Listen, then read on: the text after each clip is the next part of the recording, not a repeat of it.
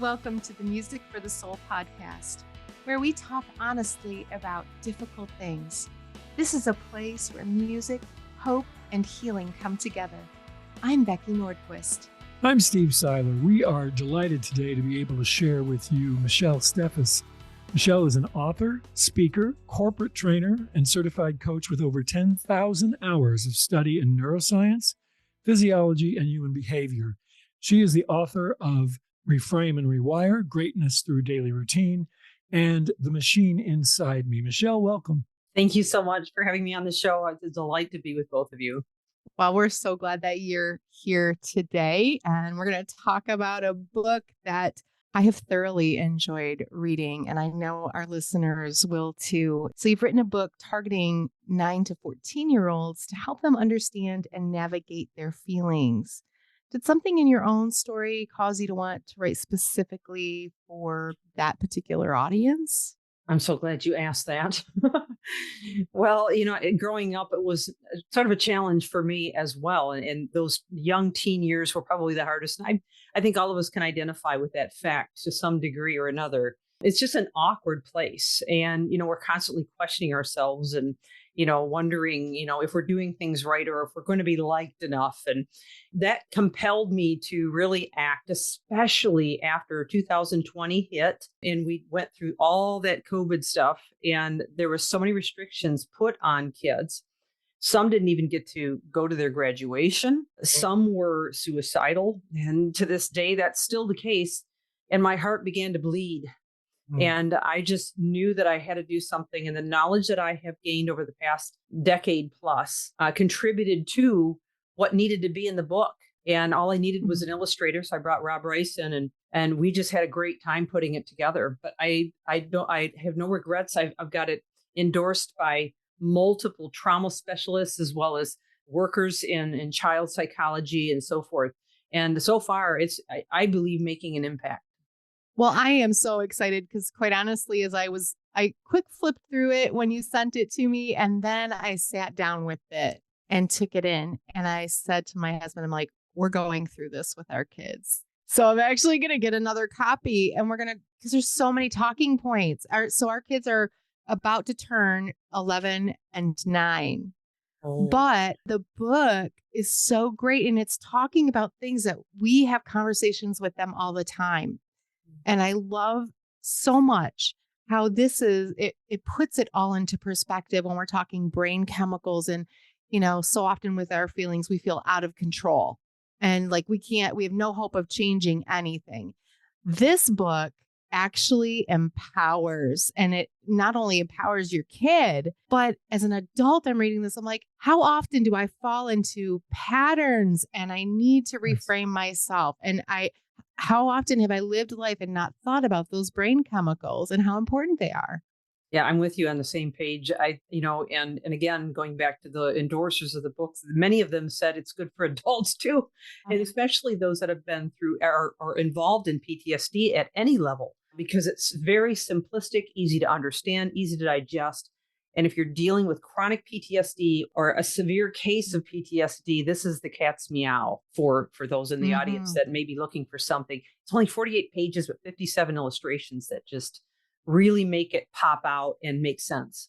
And I think too, for folks who are dealing with addiction, which is obviously chemically driven, there were a lot of things that I thought in here. This would really help somebody stick to a recovery program by understanding when emotions rise up that would normally call them back to an addictive substance, recognizing that thought pattern, going, oh, wait a minute. I know where that's coming from.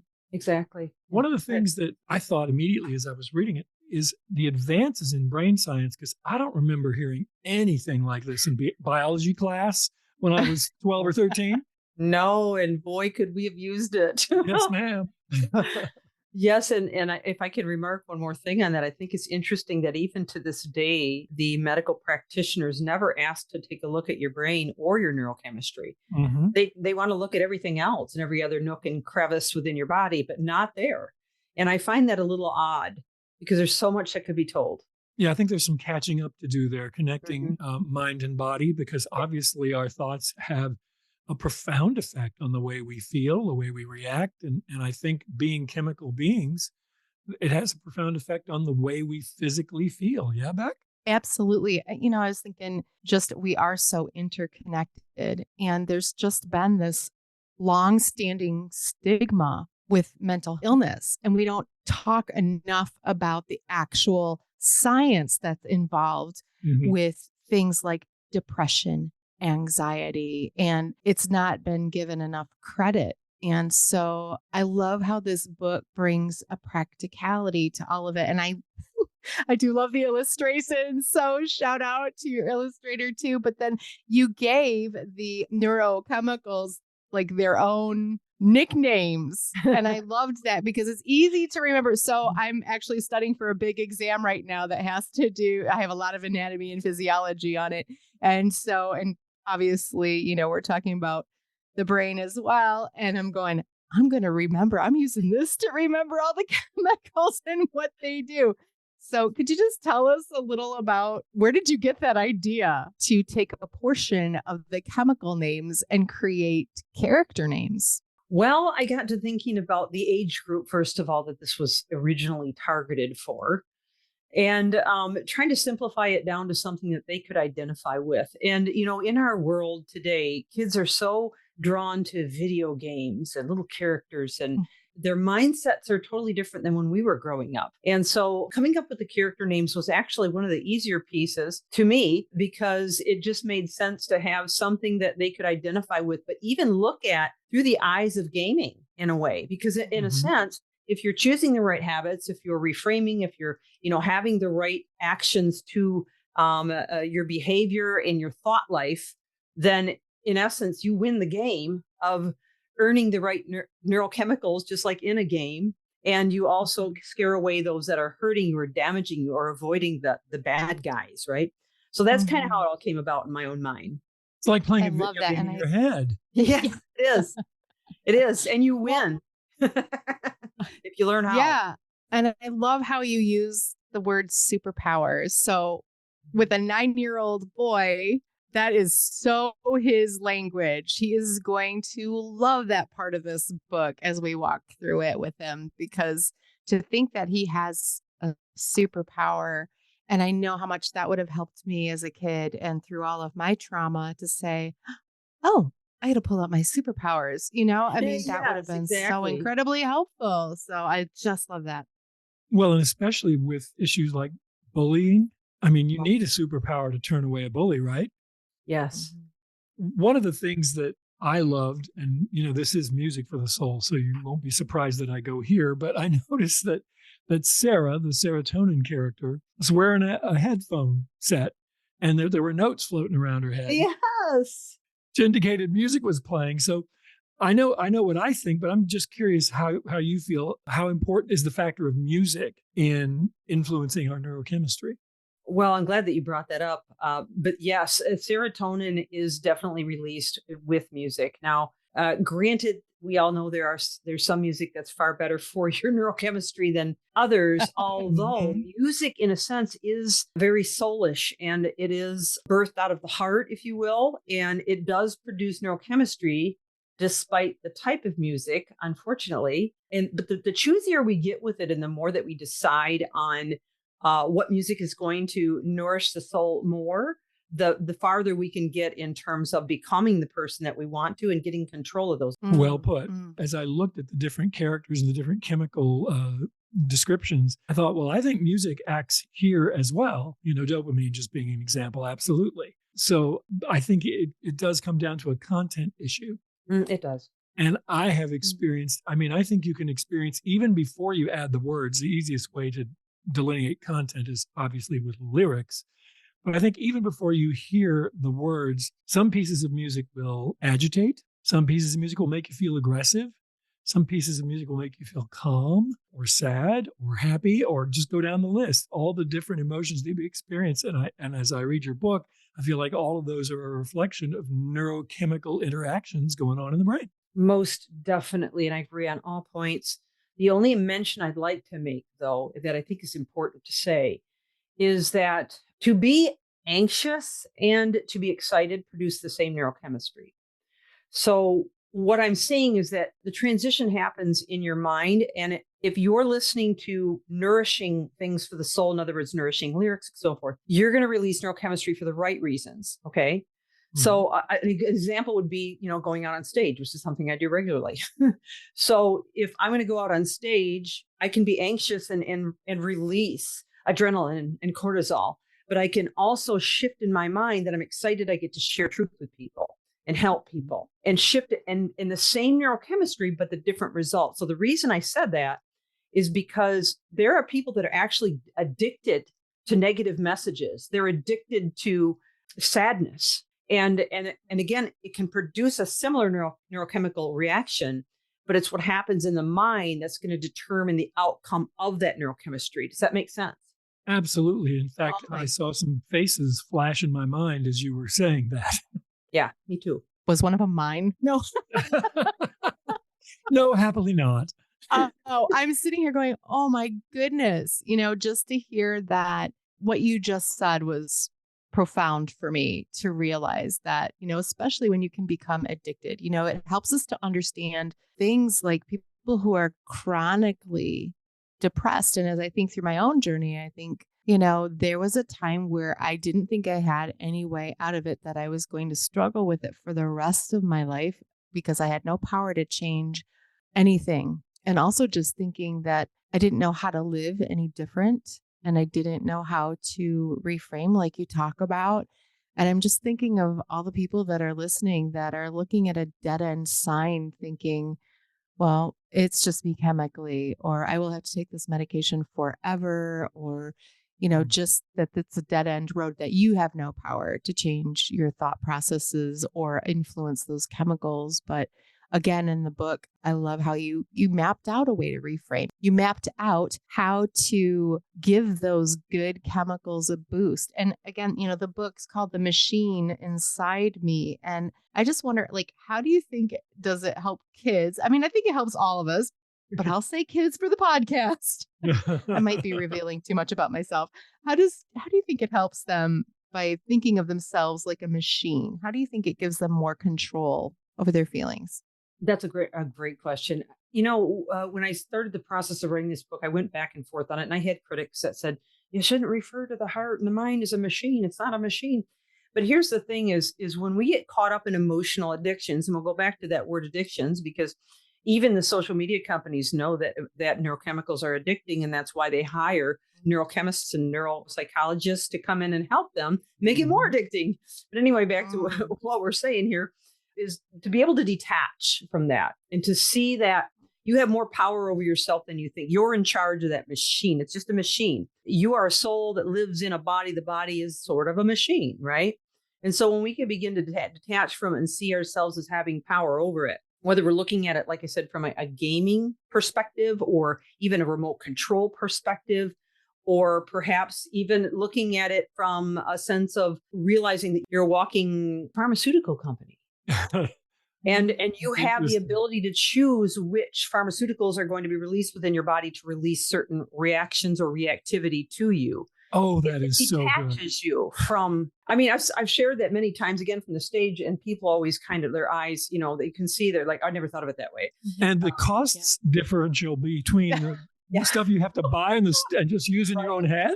Yes, exactly. Just got to go to the cabinet and open the door. Sometimes you got to find the keys, and this book is a great key to the cabinet, right? She said remote control, and as I was reading the book, I thought it's like you've got a control panel. Yes, you just need to open up and push the right levers. More of this, less of that. Just incredible. You liked the remote control reference. Don't lie. Oh wait, you're not really a TV guy, are you? Well, no. Well, not really, but when I am with a TV, I do like the remote control. No, you like the remote control in your lap, don't you? Why not? Mm-hmm. I do my walking in the morning. I don't need to walk when I'm doing TV. Oh, wow. Okay, so we digress. We talk a lot about brain science on this podcast. I was first enlightened I thought of them as neural pathways and getting carved into our brains when we were working on the Somebody's Daughter project, which was about pornography. Mm-hmm. And I became really concerned about young children seeing pornography and the idea that these pathways were being carved in their brain and that they were going to have a hard time getting away from it. I'm actually was picturing the ruts of the Oregon Trail. One time I was in Nebraska at Scottsbluff, and you could see these ruts for miles. And I thought, gosh, as young kids with the neuroplasticity that young brains have, what is going on here, and how deep are they going to get before will they even be able to change course? And I think that's what I want to ask you. How resilient is the brain? And if something has been exposed repeatedly for years, is it harder, or is there an immediate response if we release the right chemicals? Well, that's definitely something that is a concern. So your concerns are valid. I think that's why PTSD has such a stronghold on people, because they've not only went through the trauma, but they've rehearsed it in their heads over and over and over and over and over. And all that does is strengthen those neural pathways and those neural networks. Mm-hmm. And so it kind of keeps them entrapped. However, let's go to the bright side of this. Neuroplasticity is always, okay. Now, granted, ages 0 through 7, you are more neuroplastic than any other time you ever will be in your life. In fact, I often share a story with my audiences about a gal. Her name was Cameron, and she had half of her brain taken out at the age of 6 because she was having 10 seizures a day. And I won't give you all the details on it, but she was able to rewire everything into the left side of the brain and function normally, dancing, walking, talking. She was keeping up in her schoolwork. You wouldn't even know she had half a brain if you were to meet her today. So we need to understand that the brain is incredibly neuroplastic, and the ability it has to rewire itself is absolutely jaw-dropping. Now, after 7, it begins to slow down a bit because you don't need to program as fast. So my biggest concern is what kids are learning from 0 to 7. However, I do believe that if someone is given the right amount of, I'm going to call it brain training, because that's something I'm very familiar with, meaning that they're given specific habits that they repeat day in, day out. And that's in the last chapter of my book. You'll probably get to that, I'm sure. Mm-hmm. But when we start to repeat these again and again and again, what happens is, okay, there's 400 billion actions per second of electric energy that's creating all these neural networks. And it's also happening as we're thinking, rethinking, and rehashing old problems or old memories.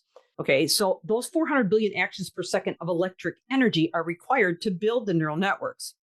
However, if we can change our habits, our thought processes, and we tag them to actions that help us to do that, in other words, empower or equip us to do it day in, day out, long term, it's like cutting out the blood supply in my wrist, my hand would die, okay?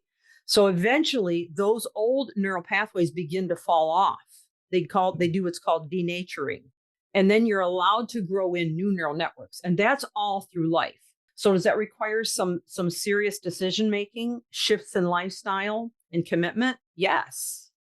But it can change things a lot. What an incredibly hopeful description that was. And again, sorry, if you can't tell, I love this book, you guys. I don't know what else to say. But at the back, I mean, you call it the blueprint. And that's what I love is that, we could talk all day about all these different things, but I love practicality. And so putting a pen to paper or writing out what the goals are and taking it into smaller pieces and having goals, but then how you're going to get there. And what you just said is so beautiful. What made you decide to do some of those interactive things in this book? Like the blueprint and stuff like that? Well, the fact of the matter is that when you handwrite, now not typing, not texting, handwrite, you turn on both right and left hemispheres of the brain, which creates greater retention. Think about the last time that you created a task list or a shopping list and you didn't have to look back at it. Or you took a lot of notes because you were studying for an exam or something. So you tend to remember it a lot better. So handwriting is incredibly powerful. So I needed to incorporate that into the book.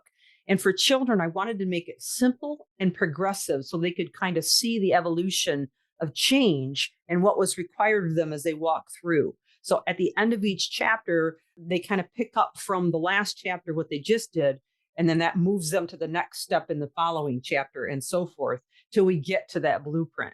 Once it's in writing, now it becomes kind of an inner commitment, if you will. It reminded me of a couple of things personally for me. One is that As somebody who runs a nonprofit, every year I sit down to come up with a strategic plan for the coming year. What are the things that I want to make sure we get done? And I tend to sit down with a legal pad and a pencil to write those out at first. I don't do it on the computer. And I have seen a remarkably consistent accomplishment level, anywhere from 75% and up from that every year that I do that.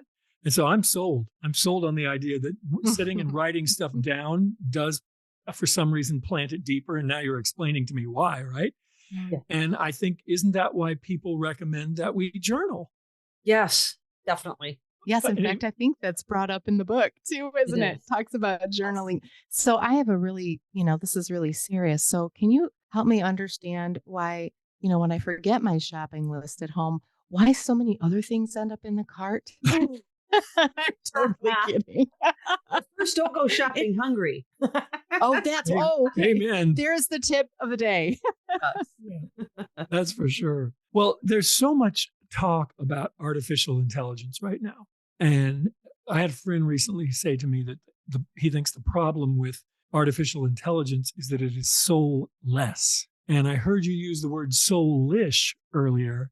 And I thought, okay, I really love that. So is that a way of understanding emotional intelligence? And how important is it that people invest in understanding emotional intelligence?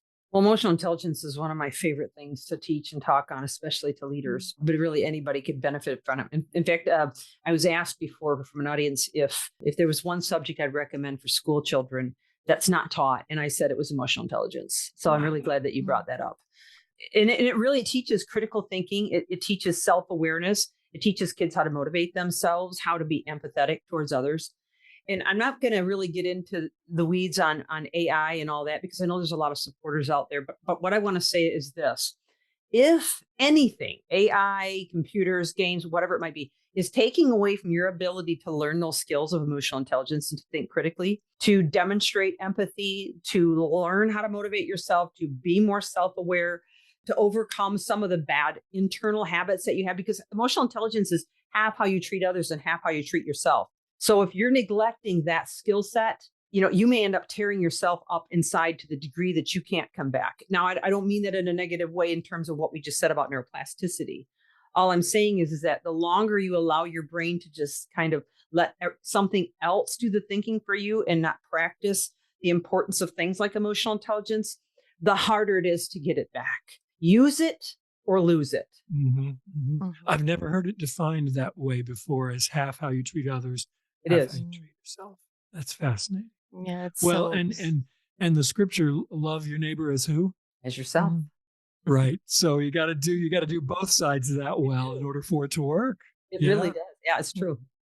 It's amazing. Yeah, sometimes we are our worst critics, and we're hard on ourselves, and we say things to ourselves and repeat things to ourselves that we wouldn't say to our worst enemy. And so this whole reframing and changing the way that you see things and the way that you think, it's just an incredible tool, not just in the hands of our kids, but in our hands too, because adults and kids alike, we have all formed some really poor habits, and empathy is a thing that's hugely missing in our society today. And it's funny because the AI thing, I feel like everything has good stuff about it and not so good stuff about it. And I love how you took us right back to what's really important, which is how we take care of ourselves and how we take care of others. And talking about like social media can be just, it can be a really good thing. And the internet can be a really good thing, but there are so many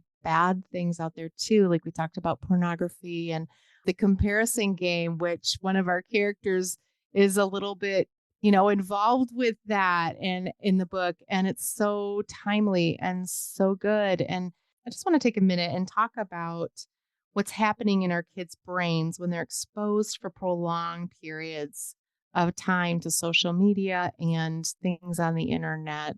Would you have some things to share with us on that? Certainly. Well, we're going to go again back to the word addiction because every time there's a ding or a bling, you get an instant dopamine surge, which is one of the neurochemicals.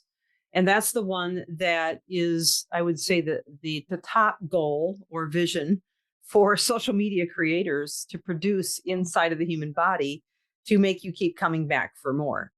And whether it's positive or negative, in other words, say you put something negative out there in social media and you hear bling or ding, oh, somebody responded to my post, I got to get back to them. And even if it's damaging you internally, you're compelled to have your 2 cents put in there and have somebody else see it or read it. You're compelled to compare yourself to other people constantly. You're compelled to come back and make sure that everybody likes you and that they're saying nice things about you. That's why you see so many, especially young people, but I unfortunately see it in older people too, even our age, selfies, like selfies, constant selfies. And I'm not cutting anyone down. I'm certainly not judging. I would not do that because I know that sometimes these people are just really hurting inside and they're desperate for the number one thing we all need as human beings, and that is love and acceptance. They're desperate for it. And if they're not getting it in the household or they're not getting it in the current relationships they have, even the vertical relationship, we all know who that is, then we're going to look for it everywhere we can get it, including social media. So the addiction piece to it is what I get most concerned about with kids. And I would strongly encourage any parent to put a limit on the amount of time and what social media that they're allowed to dive into. And can I say one last thing? Sure. So recent story, a true story of a gal who was convinced to send some inappropriate pictures to a guy she thought was madly in love with her. And then he turned right around and bribed her. He was going to expose her to everybody that she ever cared about if she didn't do a certain thing. And she ended up committing suicide. So I know that's an ugly story, but unfortunately that's happening more and more and more and more. And so parents that are listening, you need to realize the minefield that social media is. That's the word for it. That's exactly the word for it. It's a minefield. Yeah. And I wish I hadn't heard that story before, but that's not the first time I've heard a story like that. I'm sure. This is a serious time. And my kids are older. So naturally I'm grateful that I'm not having to navigate that with my own children, but I've got grandchildren now. And I wanted to share a little story with you and ask you to respond to it. My young granddaughter has had some real serious emotional struggles. She's kind of a perfectionist. She's the kid who will make a beautiful piece of art and then make one tiny mistake and crumple the whole thing up, throw it down, and run from the room enraged. And she said to my daughter recently, "Mommy, my feelings are too big for my body."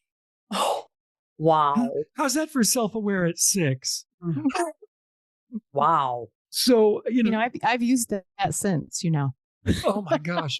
Well, the 9 to 14 age range for your book, I was just curious, what do you think about scooching that a little bit younger? Well, when I promote it, I typically say 7 to 14. But when I send it to the editor, it was recommended as 9 to 14. So I just kind of ignore that editor statement. And I make it 7 to 14. I think anything under that, and and your granddaughter may be, because of her awareness, and that statement just floors me. She may be able to digest this with some assistance. So I certainly would not discourage that at that age, especially if you feel as a parent or a grandparent that they're able to digest it. Well, I love to read to her, and I'll be only too happy to take that task on if you think she's ready for it. I think you're going to probably need to pick and choose, or maybe narrate some of it in a way that she'll understand it. But I would definitely recommend it at the youngest possible age because of the wiring that's required for her to succeed in life. Right. And that's critical. Wow. Okay. Well, thank you for that. Yeah. And golly, I can't tell you how many times as I'm reading, I'm like, man, I wish I would have had that when I was in my early teens. And, we have a daughter that's heading into that tween age era. And, we're starting to see the hormonal fluxes in her. And, we don't talk about that enough, and how hormones affect our brain chemicals as women, especially over and over and over the course of our lives. And I'm so grateful that we're beginning to have an understanding of that. But we have such a long way to go. But I know it's going to help her to understand more about what's happening. Because I mean, don't you remember thinking, "What? I'm losing my mind. There is Yes. something wrong with me," and it's all very normal, right? I remember one Christmas when I was about 23 years old, sitting in my apartment thinking, this is what it feels like right when you start to go insane. I actually had that thought. I broke the dashboard of my car with my bare hands. Oh my goodness. I was so angry and confused and upset. Yeah, So, and that's not unusual. And even, and here's an interesting fact too, Steve, on the science side of things is you don't have all of your neural networks built until you're 35 years old. So even kids in their 20s that think that they've reached the pinnacle of brainiac life, they get a ways to go yet. They're still building those networks. And the frontal lobe is like the last to come on board, isn't it? Where That's you the make executive decisions. center. Yes. Yep. And so there's a lot that goes into that. And I don't think as parents and grandparents, we should ever let go of our responsibility to mentor and to be a friend to any kid that's, trying to figure things out, no matter their age is, 5 or 25. Yeah. I love the thought of being a coach at a certain age with my kids. I have 4 older children where I feel like I'm a coach now, and I encourage them. And what I love is that this book puts such good tools, not just into the hands of parents, but also the kids, like saying, so which character do you think you're inviting to work in your brain right now? Exactly.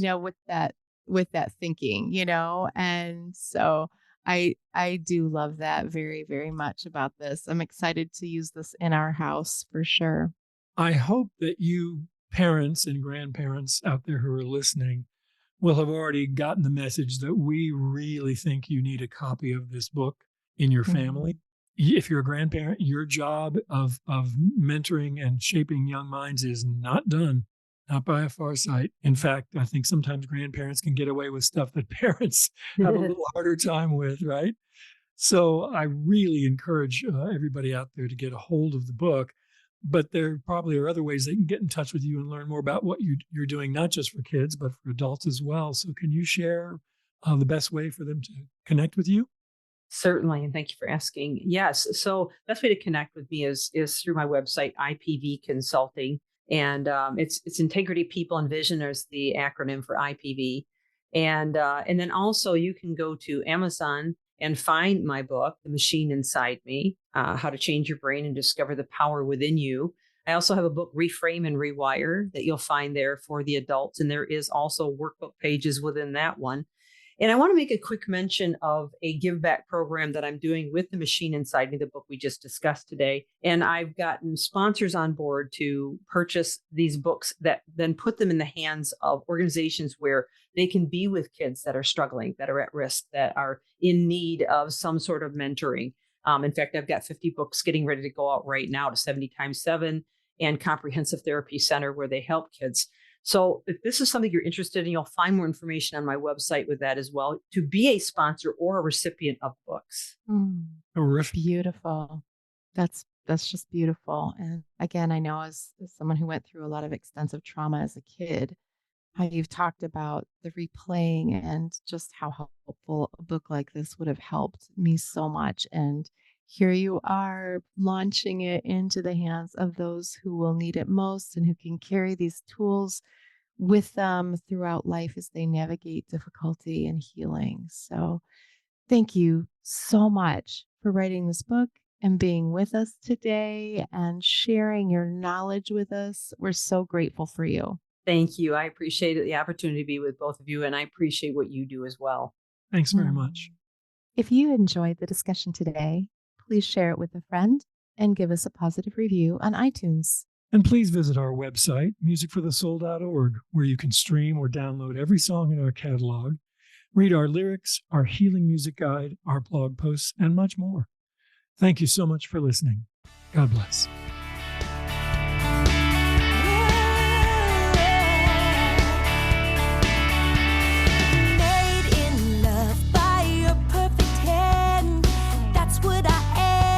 Reflection of your image, meant to be a one of a kind, a special design with nobody else like it. I don't have